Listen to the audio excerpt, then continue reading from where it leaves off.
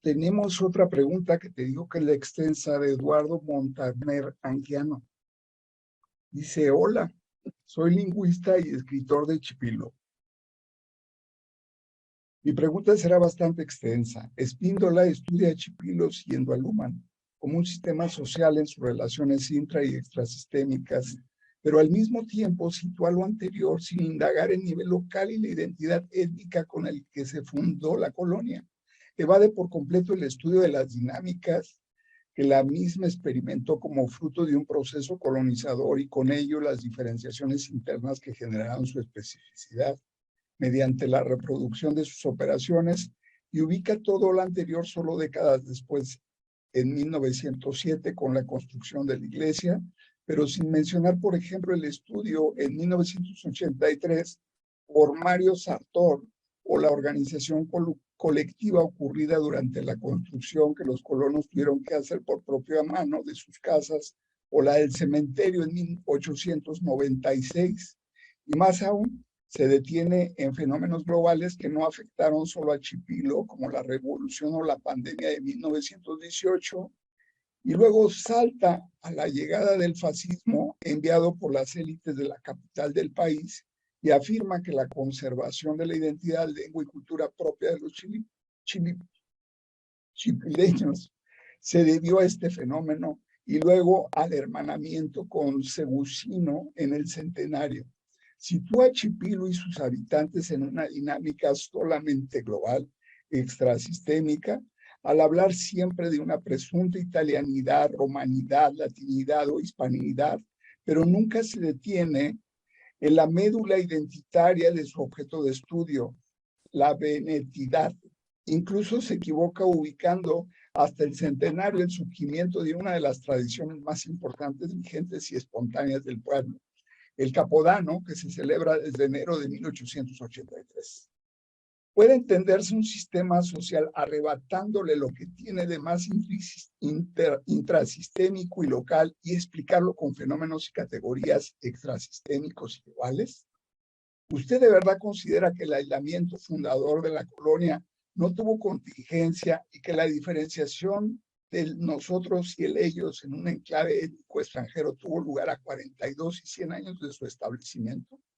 Sobre todo, si consideramos que en las 6 colonias fundadas, Chipilo fue la única que para sobrevivir se vio obligada a replicar su identidad propia en las montañas prealpinas, no solo hablando su lengua veneta como clave morfoestática, sino también dedicándose a producir lácteos y derivados exactamente como hacían en sus pueblos de origen, a diferencia de la Manuel González, que tuvo una reconversión laboral en la cafeticultura. ¿Es posible la autopoiesis en un sistema social si ésta se le niega en su más profunda capacidad morfoestática? Se le atribuye la preservación de estructuras solo a sus capacidades morfogenéticas. ¡Wow! ¡Qué lectura tan profunda ha hecho de tu exposición! Bueno, está la pregunta, los comentarios y los señalamientos que te hacen. Muy amplia. Pero bueno, si gustas. Gracias, Carlos, por leer la pregunta.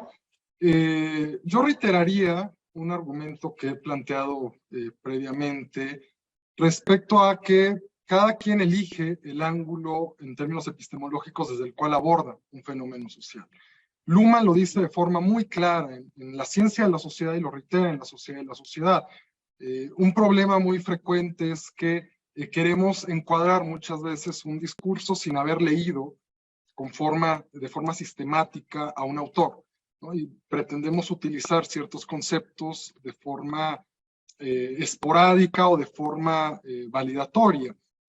Luhmann refiere a que toda observación sobre el sistema social es producido dentro del mismo sistema social y ello permite que generen muchísimas perspectivas en términos de observación de segundo nivel. Yo remitiría a esta persona, si tiene el interés, en consultar la obra, a ella y a cualquiera que tenga el interés en la obra de Marcela Martínez Rodríguez, que ha estudiado con una maestría insuperable el caso de todo el proyecto de colonización y de las demás colonias. Nunca fue el objetivo de mi proyecto de investigación, ni lo ha sido semejante empresa.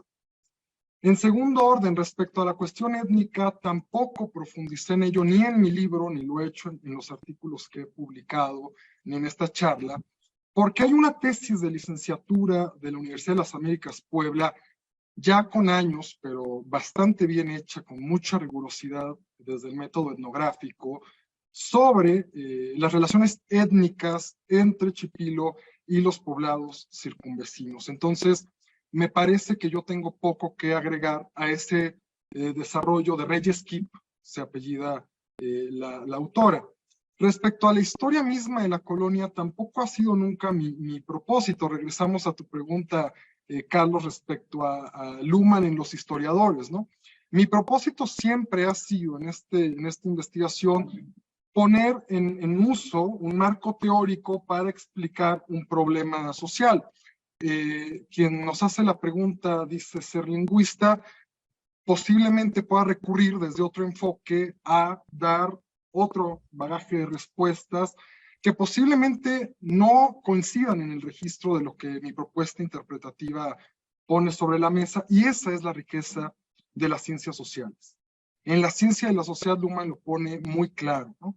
La gran riqueza de esta pluralidad de perspectivas es que continúan generalizando y generando diversas tematizaciones sobre los sistemas sociales. Esto no se agota, ¿no? No hay nada más antitético al funcionamiento de la ciencia en general, desde Kuhn, Lakatos hasta Luhmann, que decir que algo ya se ha discutido y que por lo tanto queda clausurado ese tema de discusión. De otra forma, jamás existirían los clásicos, tal como Jeffrey Alexander los ha teorizado, ¿no? Y también Luhmann en un libro que tienen junto con otros de los clásicos de la teoría social. Y hay una confusión en la pregunta respecto a conceptos luhmannianos que es bastante frecuente cuando no estamos como acostumbradas a la discusión y a leer a Luhmann. En ningún momento hay un uso de elementos extrasistémicos. Lo apunté en el preámbulo, en el desarrollo del modelo teórico. Siempre todos los elementos son procesados por las propias operaciones del sistema. Por lo tanto, el sistema mismo decide cómo tematiza en función a la forma especificada de modalización los elementos que le son externos. Externos debe entenderse aquí porque este es otro registro en el que la pregunta desvía un tanto el calibre. Tanto los sistemas psíquicos y concienciales, que es la forma como Luhmann refiere a los individuos, como otros sistemas o el entorno, todo eso es externo al sistema. Y por lo tanto el sistema mismo selecciona y tematiza de una forma dada ciertas comunicaciones.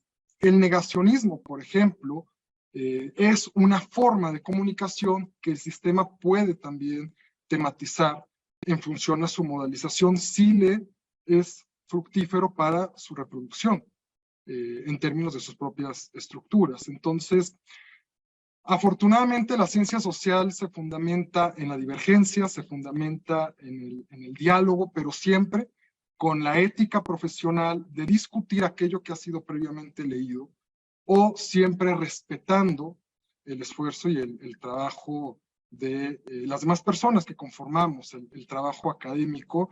Entonces, pues este tipo de espacios realmente contribuyen muchísimo a esos momentos de discusión y de enriquecimiento. Muchas gracias.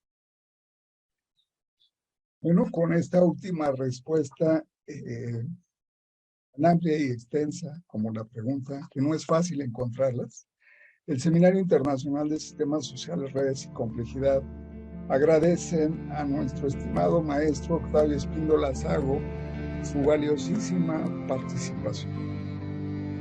Muchísimas gracias a todas y todos. Gracias, Carlos.